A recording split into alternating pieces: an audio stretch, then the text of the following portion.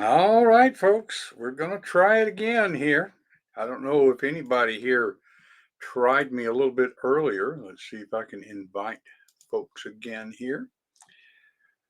So let's add in a couple of people. Okay. I saw a message that Kevin tried to get in. Yeah. Okay, folks, if you're just joining us, we tried to start our live a little bit earlier and, new technology. Hey, Maddie, you joined back in again. I appreciate it. There's Kevin. Okay. Can y'all hear me now?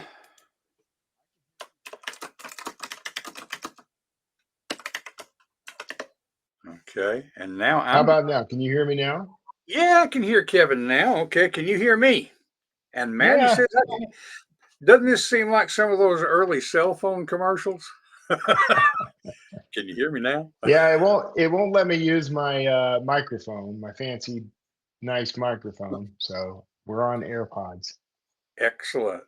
Well, I'm glad you made it on. I'm still not sure what happened the first time because I haven't changed anything with how my camera's hooked up. Probably But just it adding wasn't. me to the mix. Well, we've got some folks joining us here. I see Patrick and Maddie, our friend Maddie Dalrymple. So who knows? I'm also realizing, man, I should have shaved. Boy, this camera is better than what I should be paying Me too. for. Man. So Anyway. So Kevin and I have been talking about trying out this Substack live thing for a while, and we finally managed to get on here at the same time. yeah, So you in Pennsylvania now? right now, for the time being, we're just north of Pittsburgh for the next few months. Excellent, I excellent. miss I miss my Texas though. Well, I know you moved up there and immediately got snow, so Yeah, yeah, and it hasn't been every day. I mean, we've only grand total have maybe had a week of snow altogether after being here since mid-February. But um, we are in no way equipped for snow. There was a full-on blizzard earlier this week. So yeah. Well, I guess they're better equipped than Texas, but yeah. you know, Well, this I know. place is equipped. I'm not equipped. Yeah.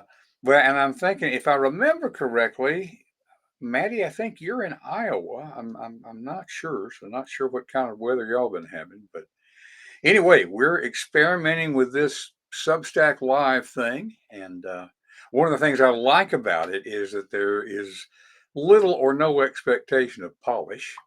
Maddie's Yeah. outside Philly. Okay, so she's pretty close to you now, Kevin. Okay. Yeah. Yeah, that's several hours from here apparently. But Well, Pennsylvania's a big state. Um, so we're still figuring this technology out and how to use it. I kind of had, and Matt is saying you can meet up in Harrisburg. I think you guys can see each other's live chat. Anybody who's watching the I can see. recording, Yeah. they don't save the chat. So that's why Oh, I tend to say it out loud. When I see something on chat because I know anybody who watches the replay, they're not going to yeah. see that discussion. So Yeah. in And any if I case. ca- if you catch me looking down a lot, it's because the camera's up here, the screen's down here. It's not like my setup back in my old office. I have to constantly remind myself I got a camera up here. Yeah, yeah. That's what, well, and see, that's what I'm looking at the camera, but that means I can't see you right now. Yeah, I got yeah, used to that in the early days of Zoom, and yeah, there, yeah, there's all these fancy things now with Zoom that will help with the eye contact. And heck, we just now got for Substack Live. I've got a green screen behind me here because otherwise you'd be seeing all the clutter. That's the main reason I hadn't done lives before because yeah, I had to do it on the phone. I couldn't have a green screen. Kevin, yeah, glad you're here. He's up there in the Northeast too, Rochester, New York. Cold and rainy there. Okay, so what I kind of had in mind to talk about was how do you do this Substack Live thing when you don't have complete control over your schedule? Hmm. You know, Kevin, you and I've been trying to get together for months here. Um, Yeah, all and that moving and everything though, that kind yeah, of derailed me, but I'm pretty that kind of flexible. gets in the way. And I had been targeting Sunday afternoons, did a couple of them, and then last Sunday it was just like just too covered up. Can't quite get it done. Um, so here's what I've settled on. I don't know best practice. This is too early in Substack Live to know best practice. But you can schedule these things up to a year in advance. I Wow. don't understand anybody who has that much predictability about their life to be able to do that. You know, Yeah, no, and same here. yeah. So I had initially tried to set it up like a day in advance, and even that, longtime readers of King's Chronicles, you guys know we lost our disabled daughter in December. 22 years of dealing with her, we had really gotten used to you don't know 10 minutes from now what's going to be happening. That's right. Hypothetically, I've got a little bit more control over time now, but I'm still caregiving for partially disabled wife. There's way too many people who have veto power over my plans. And so I'm Yeah, hesitant to even schedule a day ahead of time. Last week I had scheduled one and had to cancel it at the last minute. yeah. So one of the things we're saying to people is I aim for Sunday afternoons, and if I'm here live, that means the window stayed open.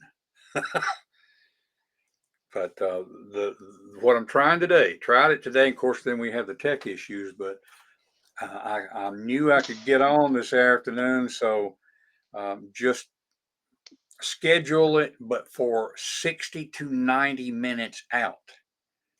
Yeah. Now, I just knocked folks my that are, camera over.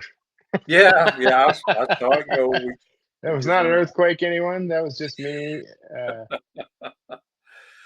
not different paying enough setup. Not attention. used to it. There's a are you on? You're not on your phone, are you on a computer? So I am on a computer, but I have a dedicated iPhone that I use as a camera. Yeah, yeah. So I remember it's on that a, from the video yeah. setup. But I've got a second phone now. So like we were able to upgrade our phones recently, and so I've got my phone and this dedicated phone, so I don't have Yeah, to switch out all the time. But it's on a little MagSafe stand, and I just knocked it over with the laptop. So that's the earliest stand I used for my phone was a coffee cup. yeah, Yeah, you just stand it up in the coffee cup. Um, Now I just got coffee in the coffee cup. So anyhow, have you tried to do any Substack lives? Is this your first this is one? not this is the first one, and I know we've had some hiccups, but it seems pretty streamlined.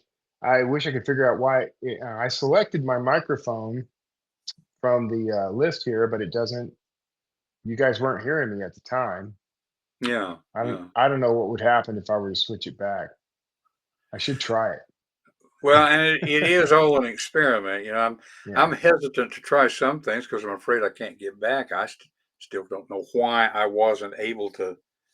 You couldn't see me or hear me the first time we tried this, Yeah, and I know. Well, I was having some trouble too. I don't know what exactly went wrong, but like I couldn't hear anything. I couldn't everything was kind of off. But let me see. I'm going to switch this since this is just experimenting. Let's see just what experiment. happens. Okay.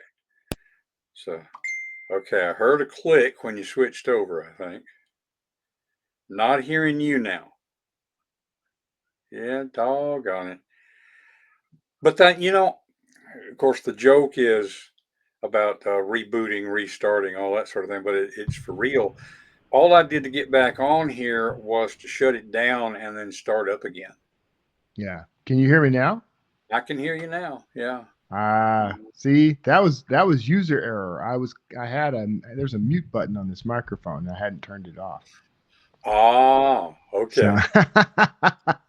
Yeah. Well, that's there is funny. that.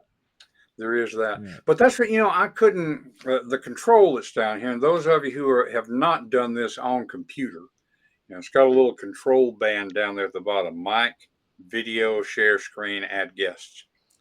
And Yeah. the camera was showing up there as selectable. It just didn't do anything. And it took me a minute or two to realize nobody was hearing anything either. Oh yeah. So, anyway, uh, I'm thinking about. I'm trying to figure what is going to be different about doing a Substack live versus doing the kind of podcast that like you've been doing forever, Kevin, Yeah. and here lately you've been building on the strength of the what would we call it, the informal, where Yeah. you kind of turning on the mic and the camera and not worrying too much about post production and all that sort of thing. Right. Right. I think that's strong, and I've been doing my podcast that way all along. So what's going to be different about it with Substack Live I'll versus tell you just what doing I it like? think. Yeah, I think one key difference that I think is going to be an advantage is the first of all, you can have much more interaction and engagement with the people uh, while you're broadcasting, and we've had that capability for a while here and there. YouTube gives us some of that. I've done some live streaming on Facebook, etc. But one thing that I have always appreciated about Substack is the discoverability is very high. People Yeah, stumble onto you much easier here than they do elsewhere, and it tends to be. I don't know if when I joined this, I don't know if this went out to my list or not. I don't know if people hmm, who follow me are seeing this or not. So that remains to be seen. But I think to me, the strength of this is going to be um, Substack is what I consider a high engagement platform hmm, because, you know, Facebook can often be a high engagement platform, in my opinion, because if I post something on Facebook, there's a really good chance that people will respond to it. I never get a response when I post on X. I don't yeah, get, responses to any social style posts on YouTube. I get comments on my videos, but it's not as the traffic isn't as high.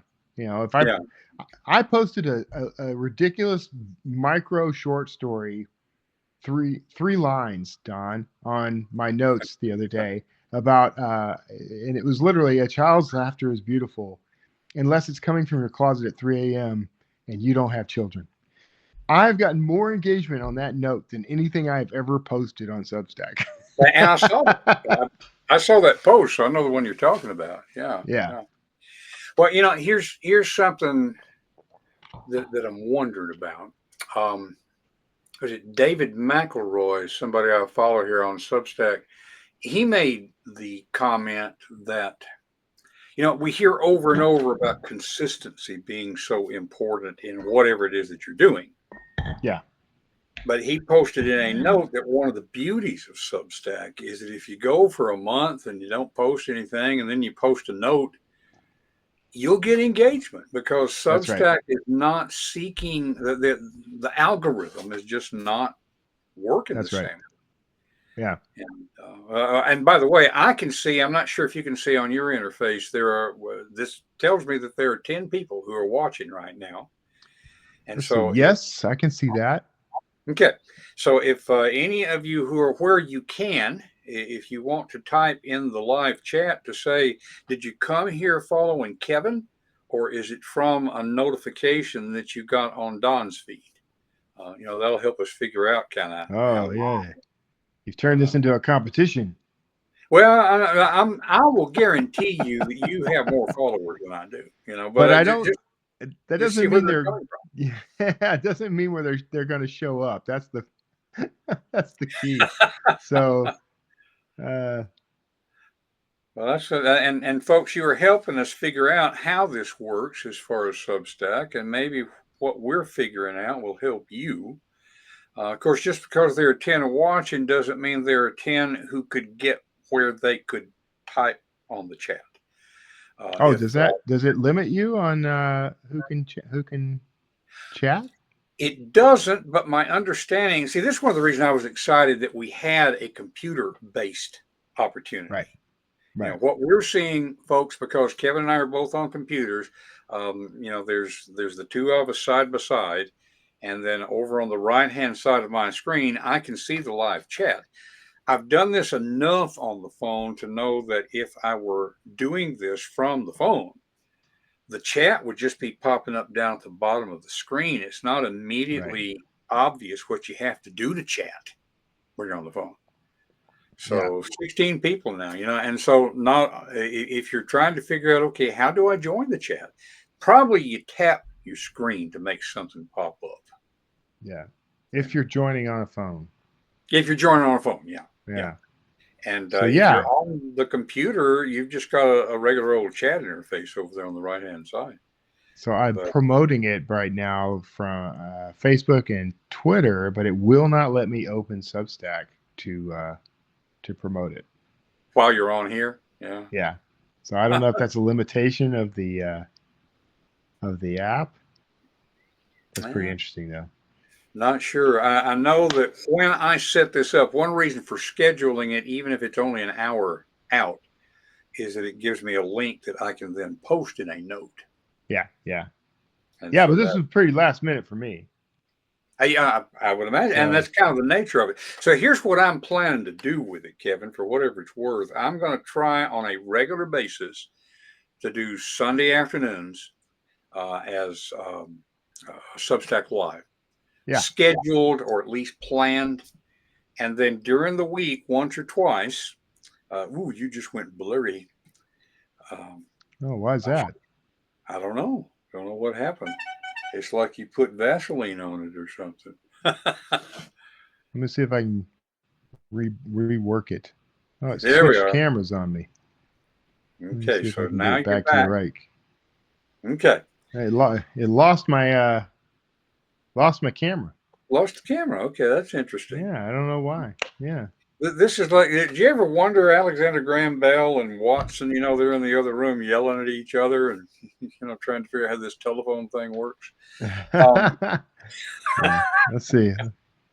I can't now. I've got schmutz all over the camera. Now I look like yeah. I'm being beamed up. Hold on. Let's clean it. Oh, okay, There we folks. go. And as you're watching this, 23 people watching right now. Yeah. Um, you're seeing us figure this thing out. So I think that's one of the things. There you go, man. That looks good now. That's better. That's better. Yeah. Yeah, I just completely lost my fancy camera. So I think there's some technology glitches on Substack's part. I Yeah, think that probably they're so. I mean, it is really new. brand new. Yeah. Yeah. So this is cutting edge. You've been around computer stuff for a while. And I'm going sideways from what I was saying a minute ago. Let me finish that thought and then Sorry, go. go ahead. I That's can be because very distracting. well, and I think we both deal with ADHD and squirrel.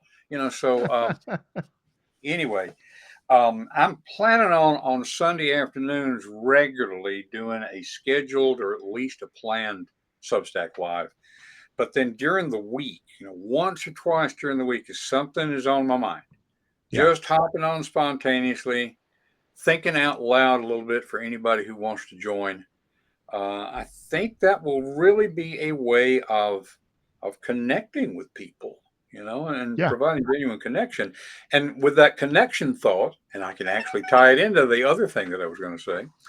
Um, I have been fortunate enough over the years to be involved in early days of several technologies. Most people on here today will not remember a service called Genie. Just about Mhm. everybody remembers America Online. Yeah.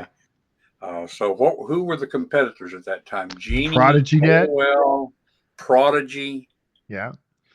Uh, I had several, and I was doing billboards, or bulletin boards back then. Bulletin boards, yeah, Yeah. BBS systems. Yeah. So And so in the early days of those things, I got to have a conversation with an author I know you will recognize, Jerry Purnell, one of the oh yeah. great science fiction. Yeah. He was experimenting with Genie, and he joined the same round table that I was joining. We had several conversations. Yeah, and of course, then as Genie got bigger and more celebrities came on, it became harder to connect with them. And then Yeah. early days of Facebook, you could talk with some fairly famous people. Not that fame itself is anything all that important. It's just people who otherwise are hard to talk with, you Yeah. know. And we're in the early days like that with Substack right now. People coming on that Seems like they're normally kind you of might not get inventing to it as interact they with. go. Yeah, yeah. Yeah. So now, for whatever it's worth, you're going fuzzy again.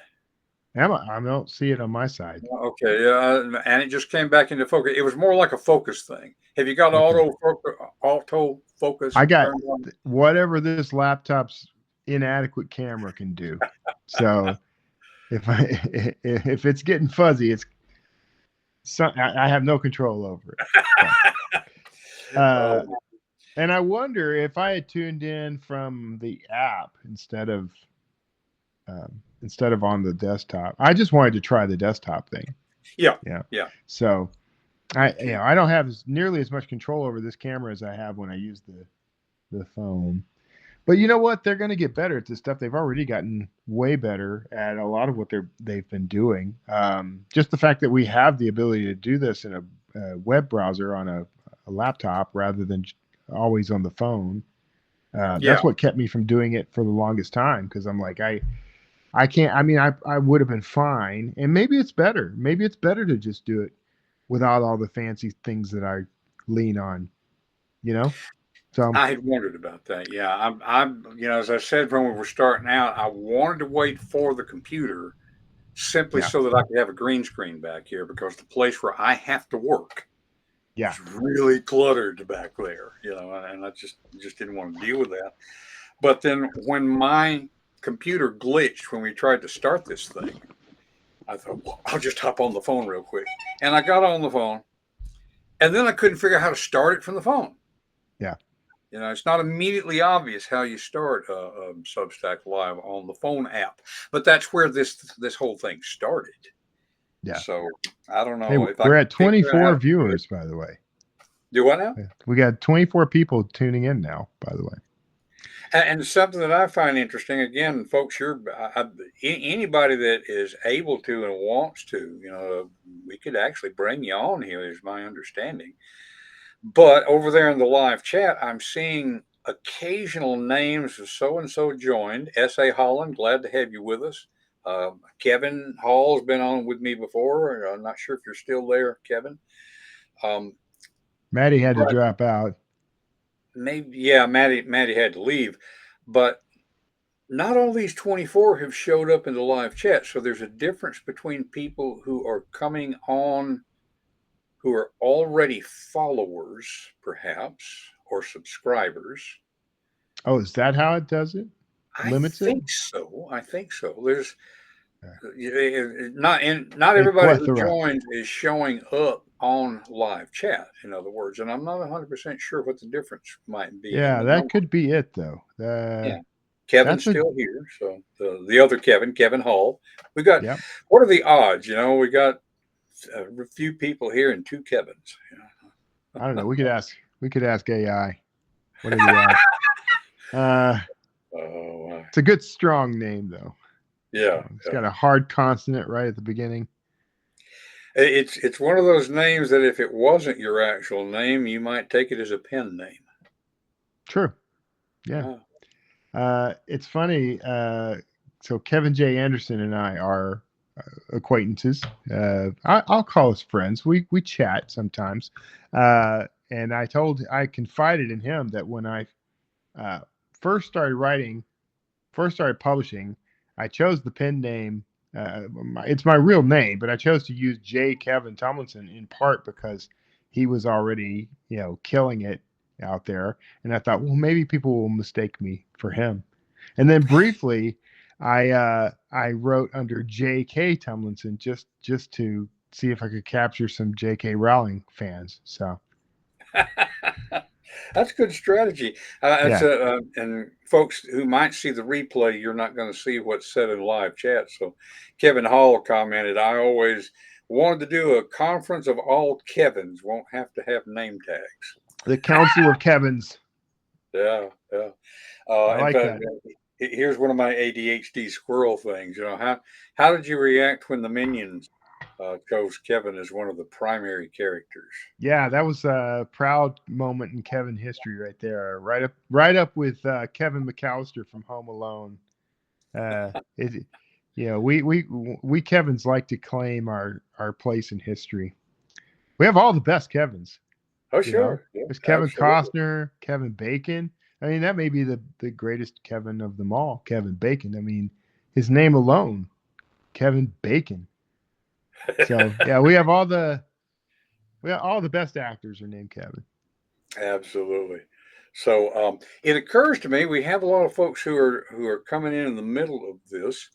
Uh, let's do quick introductions. So since we can't tell who came here through you, who came here through me, Yeah, my name is Donn King. No, I don't know Mike Tyson. Yeah, my hair looks different. Get that out of the way. Um, I know Kevin through writing, and we're both podcasters, been on each other's podcasts, yeah, and looking forward to the day when we can meet in person somewhere in y'all's van life traveling around. If you go to the Great Smoky Mountains, you got to yeah. be sure to let me get you and your wife a cup of coffee. Well, we are planning to kind of make some loops around the country before we return to Texas. So we'll see what Excellent, happens. excellent. So And yeah. so, and why don't you introduce yourself real quick here? All right. Well, I'm Kevin Tumlinson. I write under the name J. Kevin Tumlinson. So that might confuse some people, but I podcast a lot of podcasting over the years. I've got about 70 fiction novels out to my name at the moment, and more coming. And love hanging out with other writers and podcasters. So Absolutely. Don reached out to me about an hour ago and said, "Hey, if you happen to be available, pop into this thing." Yeah. And And I I'm just thinking at happened to least, be. yeah, yeah. I'm thinking for the near future, this kind of almost spontaneous gatherings are going to be pretty emblematic of Yeah, Substack. I agree. And I think this is the way forward in the current age of AI, because what I'm seeing is not a rebellion against AI when it comes to literature or film production or whatever. I mean, there are certainly some pretty vocal people against it, but what I'm seeing is a hunger for people to connect to other people in Mm, authentic ways. And that's, you mentioned earlier that I was embracing, that kind of style with my podcast and my YouTube channel and everything. And I've done that here on Substack as well. And it is because of that. I want people to know who I am. I want to interact with people as human beings. And I think that that's what's going to see us all through this. I don't know if you've been paying attention to the media recently, but I mean, there's been an author accused of writing her book with AI, and it got all the way to publication, and people are upset. And I'm like, I don't know why anybody's upset. If she lied, she lied. But if she's yeah. breaking the rules, fine. But what I don't like is what I'm seeing, which is everyone kind of going after people and Hmm. accusing them, attacking them. Is a total witch hunt. But I think the cure for this is one: if you want to be a writer, don't use AI to write a book. It's Yeah. probably just a no-brainer. Use AI to assist you, fine. Don't use it to do the work for you, but that's up to you. But I think two, make yourself an authentic, real presence for people so that they know you as the writer, and you're going to gain a much bigger following, a much more loyal following. That's Yeah. Yeah. that's the kind of thing I'm thinking about lately, Don. Sorry. Yeah. Absolutely. Yeah. It's like our friend Joanna Penn says, double Yeah, down on being human, yeah, and that is the area. And folks, if you what Kevin was just referencing, he posted a note about this thing.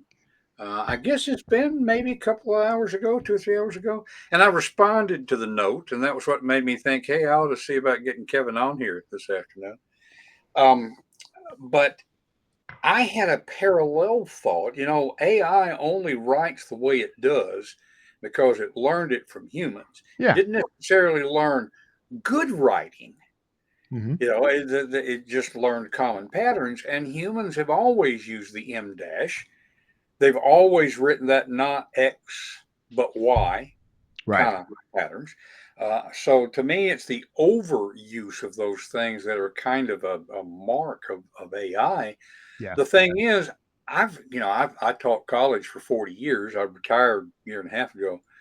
I've seen that kind of pattern in English comp students for years. Right.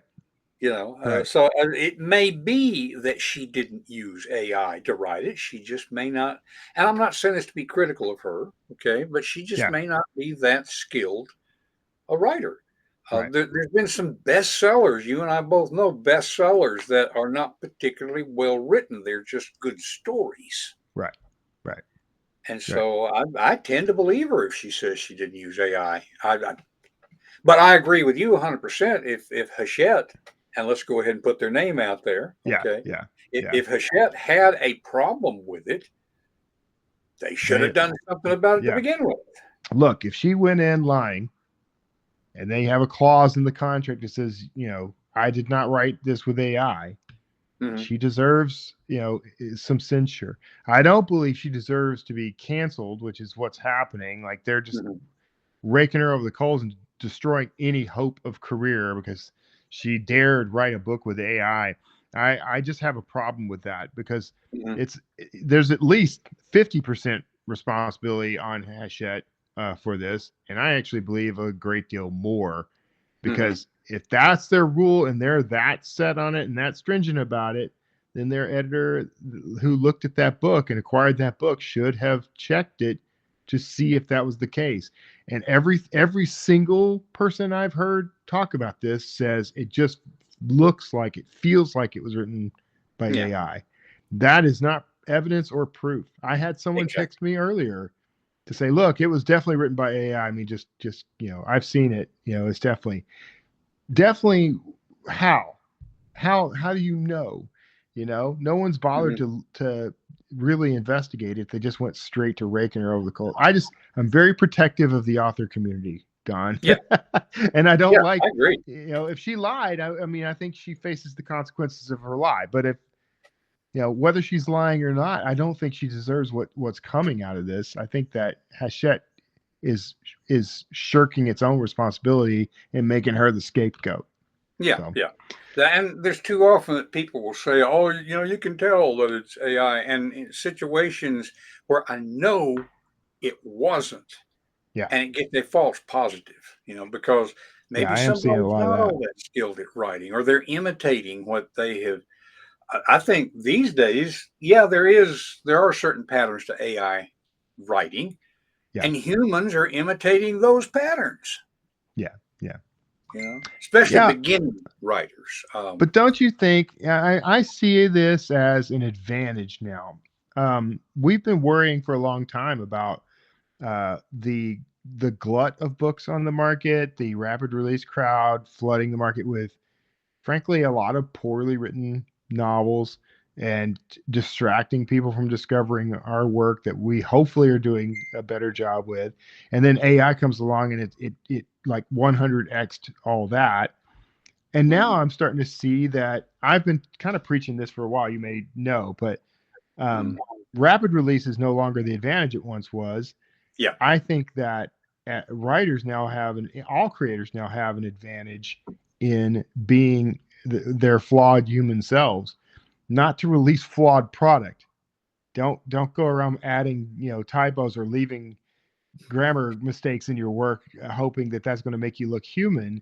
But instead, you know, I'm going to get out there just like I always have, really. But I mean, I'm going to be very open about what I'm working on, where I'm making mistakes, what I'm doing, the trouble I'm having, and I'm going to, write what I write and let people make their determination about it. I think that that's actually now a strength rather than a weakness. I think for a long time we saw um, the human part of ourselves as a weakness because I yeah, have only so much time to write and I can only write certain things and I'm flawed in my perspective or whatever. I think people are looking for that because it's genuine and authentic now. So yeah, this yeah. is how we beat AI by being human. This is how we beat it. Well, and how we use AI, because I know you and I both are using AI to do some of the grunt work so that it gives us more time to write. Why would I use AI to write? I mean, that's the fun That's part. always been my part. Yeah, like what I got into this because I like writing and I like telling stories. Yeah, So yeah. what Now, it why even flip it have like a over. ghostwriter? Go Yeah, ahead. exactly. It's cheaper than a ghostwriter. Flip it over though. Come on, folks. You don't have to have AI to do a bad job of writing. That's right. I've seen I've seen plenty of poorly written manuscripts that were not AI and Yeah, might have benefited from using AI. Uh, exactly. yeah, it's going to come down to I don't know. To loop us back to the whole point of this thing, we're testing this Substack Live thing. I think what's going to happen is platforms are going to begin to emerge. Substack is the to me the first of them where they're not they're not gearing everything around the algorithm. They're gearing everything toward natural organic discoverability, and they're putting their bets on authenticity. They want real writers, real creators to use these platforms. I think one of the problems with YouTube, I remember this was a few years ago, but I think it's still true. But apparently YouTube has just never been profitable. It gets Yeah, used for other aspects of revenue for the company, like using it for training. They used it for train AI, and there's a whole lot of things it's been used for. But I think that if Google were smart, they would start stripping out the algorithm as it is now because it's all ad based. It's all completely focused on serving ads, and that's how they make their revenue. Totally get it. But if you're not profitable anyway, I hmm think that they actually stand a chance of gaining more traction if they strip out all the algorithm stuff, increase natural organic discoverability, and there are lots of different ways they could monetize that platform. But if they will do what other platforms are starting to do and share more of that revenue with their top creators, X is kind of doing this. If you do all the work of building your audience on X, then they start sharing revenue with you. hmm I still think their methods are a little flawed and kind of insulting, but I think people are going to start, companies are going to start figuring this out because I think there's more revenue to be made by encouraging people to discover the minds that they resonate with the best rather than simply an algorithm serving them, what it thinks the most logical next thing for them to consume is. Yeah, yeah. Yeah, and I mean, it's worthwhile thinking. We really are. We've said a few times here, we're in the early days of Substack. Yeah. We're really in the early days of figuring out the economic model. I'd say for the internet in general, I'm certainly not old enough, neither one of us is old enough to know the early days of radio, but in the 1920s, they hadn't quite figured out how are we going to make money with this thing. Yeah. RCA put out the first radio stations because they were wanting to sell radios and people Yeah. needed something to listen to. Otherwise, why buy a radio? Right. And then it moved from that to okay, are we going to support it through advertising or are we going to try the Canadian model and have it supported by the government as a public service? Yeah. Garrison Keeler, excellent writer. I love his writing. I love his radio stuff. He wrote a book called WLT. It was fiction, but I think it's probably based on WSM. WSM, the letters stand for We Shield Millions. It was an outlet of an insurance company. So Hmm. WLT stood for With Lettuce and Tomato. It was started by, in the fiction book, it was started by a sandwich shop who was using the radio broadcast to attract customers. And as it developed, in his book, his fiction, of course, but it was reflective of actual discussions. The manager of the WLT station said, I don't want to accept advertising. Here's how advertising works. Somebody gives you $5 and he says, here's $5. Say, and then it's a word that I'm not going to say on here, pastor and all that kind of stuff. Let's just say crap, okay? Here's Yeah. $5. Say crap. And because they gave you $5, you turn on your microphone and you say, crap. Yeah. I don't want to live like that. Yeah. And there were a lot of radio stations in the early days who didn't want to take advertising for that reason. We're Yeah. still figuring out, Substack's got a different economic model. Yeah. There is an algorithm there, but the algorithm is aimed towards helping you and me, for example, to find people interested in our stuff.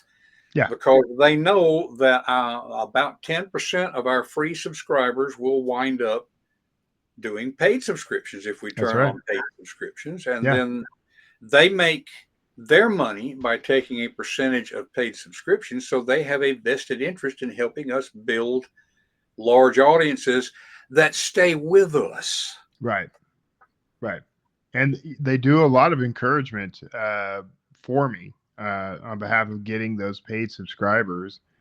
Um, I'm very grateful to, and I've interviewed the folks at Substack for Mhm. the Writers Inc. podcast. I'm very grateful for what they've built, and I think it's a very forward-thinking platform. I think they are still figuring out how this works.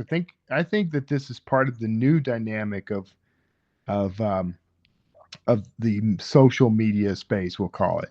Mhm. I think that, because even X, Twitter, whatever, they've leaned in on, they're trying to encourage more creators to use that platform for video and audio work. They've got a whole creator lab thing. Um, I'm watching Apple has shifted their model. I'm irritated a little by Apple's model because I paid so much money for all the software that they are now giving you people for $8 a month for now. Um, but I can't help but notice all the big name companies are shifting their models to a more creator centric model. Mhm. And Apple this past week or so, past 2 weeks, released the MacBook Neo, which is a $600 MacBook that is, I'm watching all my guys on YouTube do bench tests on this thing, and it's like they're amazed, for this tiny machine with only 8 gig of memory and only like less than 500 gig of hard drive space. It's performing like a monster, and Wow. I'm just looking at all these things happening and the stuff that's happening with mobile technology, and I know that what we're doing ironically, in the age of AI taking over creative as well as anything, uh, we're moving towards a creator economy. We're moving towards companies, whether they realize they're doing it or not, are banking on guys like us to come along and create as much content with as much variety as possible to capture as many people as possible. Yeah, yeah. And Kevin Hall comments, Mac's cheaper than a PC. Who would have thought? Yeah, I know. Um, it's everything's changed so much. I find it interesting that they're shifting to a creator economy at the very point that everybody is worried about AI Right. taking over creativity. To me, it You know just what we should points call it? out. Do what? We should call it something other than a creator economy. I think it's an authenticity economy. Authenticity. Yeah, yeah, I think that's what we're looking at. yeah. That makes a lot of sense to me. So which is good news in a lot of ways, but trying to figure out, okay, how do we monetize that? It's not just about monetization, but on the other hand, for the time that you spend on it, Yeah. if you could make more working at a fast food place, then what is it that draws us in? Now, of course, as writers, we know Yeah. there's easier ways to make a living. So Right. that's true for just about anything, though. When you get right down to it, I mean, there's but so turn that over. There's so many ways to make a living. yeah, I think though, like I certainly make more. All my career, I've made more by creating than I had when I was working, retail jobs or whatever, Mhm. even with commission jobs. And so, for me, this is it. This is my work. I wish I could make a little more, but I'm getting there. It steadily increases over time. But I think that's what we're seeing though, is a shift. I think we will see it. There's there's growth here for, okay, as these platforms start to figure out that it's like they're figuring out the golden rules of this thing. It's like if we help these creators to make their living, they'll stick around and create more things, and that means we can make more money. So they need to figure out how they can help us monetize and take a piece of that monetization, and not the lion's share of it, like YouTube tends to do. Hey, we're going to pay you for every 1,000 people you get to watch an ad. You're going to get a penny. I mean, come on. You couldn't have that platform without our content, but we are the lowest point of that machine. We earn the least out of everyone else, and but without us, the whole thing wouldn't exist. Yeah, So yeah. when someone figures out how to invert that, when someone figures out that, well, if I invert this and the creators make more than I do, I can make billions because I'm helping them make trillions. That makes sense. It does. I've never worked in the industry, but I hear that, like in Hollywood, writers wind up being the lowest paid. Yeah. And Trust me, I've worked in Hollywood. It is true. You are the least paid, the person they care the least about, the person they pay the least attention to. But without you, nothing they do could exist. Yeah, yeah. Interesting change in economic model. Well, we've been on here for 45 minutes at this point. Yeah. This is as long as when I do a podcast episode. So I appreciate so much you coming on with little or no notice. This has made this conversation so much better. And for folks who might be on with us live or who might see the replay, tell them how to find you. Not just on Substack, wherever you want to send folks, although I know you're really active on Substack. I am active on Substack, kevintumlinson.substack.com right here. And if you go to kevintumlinson.com, you can, it'll loop you back here, but you can find all the other things. And I would appreciate you going and looking at some books. Find your next favorite novel at kevintumlinson.com/books. There you go. Do I sound like I've got that spiel down? I've got that down. How many times have you said that? But that's I had invited. By the way, I had invited Mark Leslie Lefebvre to come on with us if he was able. And yeah, I'd love to see Mark. He wasn't able to, but Mark said something just the last couple of weeks that has really stuck with me. He feels like there's stuff that he has said over and over and over and over to the point that people are sick of it. And he put some of it out again a couple of weeks ago. And how many people said, "Wow, this is stunning. I've never heard this before." Don, let me tell you something. In mid-February or so, I started doing a daily weekday 10-minute video, and I've committed to doing it every day unless something breaks me away. And all I'm saying is the same stuff I've been saying for the past 20 years. And I get hundreds of commenters popping in saying, "Oh man, this is great advice. Thank you so much. This changed the way I was thinking about my writing and in my career." And I guess the lesson here is don't underestimate the value of your long-held wisdom. People need it. Make sure you're going out and sharing what you know, even if you think everyone already knows it. Go share it. So, even the people who've heard it before can use reminding, but the fact is, for a lot of folks, it's the first time they're hearing that. And so if you've come here from Kevin, again, my name's Donn King. No, I don't know Mike Tyson. Yeah, my hair looks different. I always have to say that for people of a certain age. I have not written as many books as Kevin. I've got 6 of them out there now. Got 3 others that are get in front of my face so I can show. Got 3 others in progress right now. I'm about 2 weeks away from releasing a book of devotionals for caregivers. And so that's, but I'm also writing a rom-com under a pen name. So this is fun. So you can find my stuff at DonnKing.com. That's D with a D-O-N-N, double N. Who do we know who uses that pattern, Kevin? That would be a certain pen. Yes. So Donn King with a double N /books, and you can find my books there. So, folks, thank you for joining us today. If you came through me and you don't know Kevin Tumlinson, you need to get over to kevintumlinson.substack.com. Is that what you're That's it. doing? You That's just the said it one. a minute ago. Yeah, If yeah. you came over from Kevin to me, you can find my stuff on Substack at kingschronicles.substack.com or thealignmentshow.com.